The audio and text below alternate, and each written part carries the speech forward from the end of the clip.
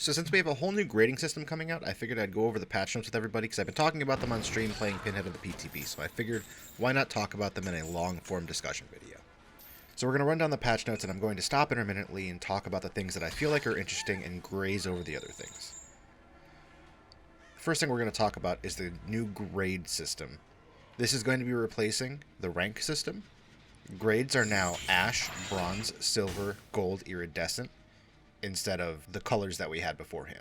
These equate to the old system perfectly. There's just no brown and yellow, which is a little confusing at lower ranks. Rank reset is still on the 13th, but one thing that is going to change is all players will reset to Ash 4, both Killer and Survivor, regardless of previous grade.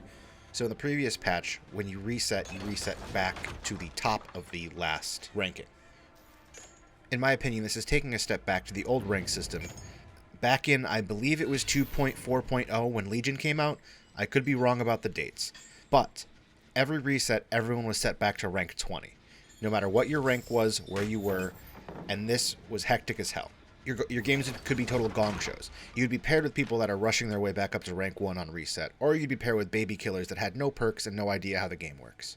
On the other side of it, it made judging survivors so much harder in game because you could get a full match of gray ranks, or the sweatiest survive with friends that you've ever seen in your life. I liked the last rank system we had because it made the upper ranks stay with the upper ranks and the lower ranks not get so bullied. And it seems that they're going to combat this issue with the new skill-based matchmaking system that they've implemented. This is something that they haven't given us much information on, but to my understanding, if you are a killer, your skill-based matchmaking is based on the killer that you play at that time, not every killer. So let's get into a hypothetical here. So if you're, let's give it a nice round number of 2000 MMR Trapper, that's who you play a lot, I'm not talking about myself or anything, and you decide to play the Twins for once, and you've never played them. You should be paired with 100 MMR survivors. I feel like this is going to help people pick up new killers, but I don't feel like this is going to be very good for the new survivors. Because a killer is still a killer, and the low-ranked survivors are not going to know how to deal with the mind games of the upper-ranked killers. The footage that I've gotten for this backdrop is all from the day that the patch dropped. I am a rank 1 killer, and I'm going up against Gold, Ash, and Silver players, just because I'm playing Cenobite. And these games, from the survivor's perspective, are rough. I understand that it makes playing new killers more fun, but from my experience, it makes the games more one-sided. The last thing that I'm going to say about the grade system is that you no longer lose your current grade if you run out of pips.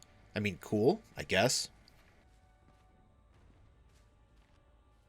The next thing we're going to talk about is the buff to Nemesis, because I guess he needed it. He had an increased amount of movement speed when charging his tentacle from 3.8 meters to 4.0 meters. Ooh, super fancy. They also buffed his Shattered Stars badge and his Iridescent Umbrella badge from 60 to 30 respectively. That doubles the original time. So they re-enabled Blood Lodge and the game, even though some of the pallets still don't work and are only breakable from one side.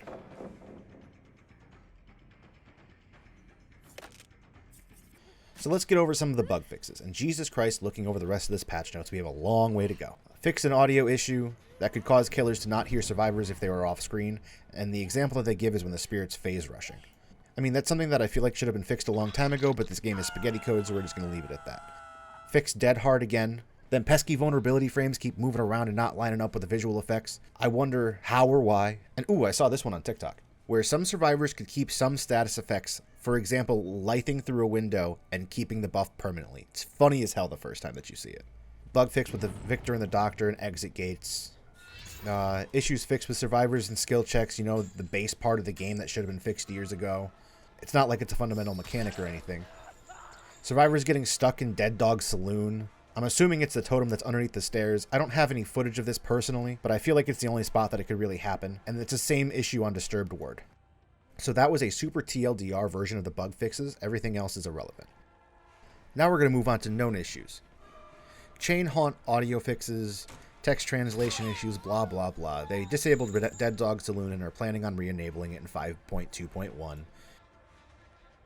The Nightmare can be stunned by Dream Pallets. The Nightmare can be stunned by Dream Pallets. So I did some R&D on this to figure out where it was and how it was created.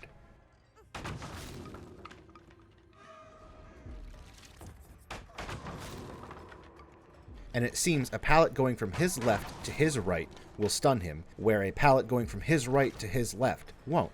Why is this? I have no idea, and do with this information as you will. Also, not to skip ahead in the patch notes, but there is a bug fix for survivors being able to stun killers in the same side as the pallet. I'm not saying it's connected, but it's spaghetti, and if the shoe fits, take the blame.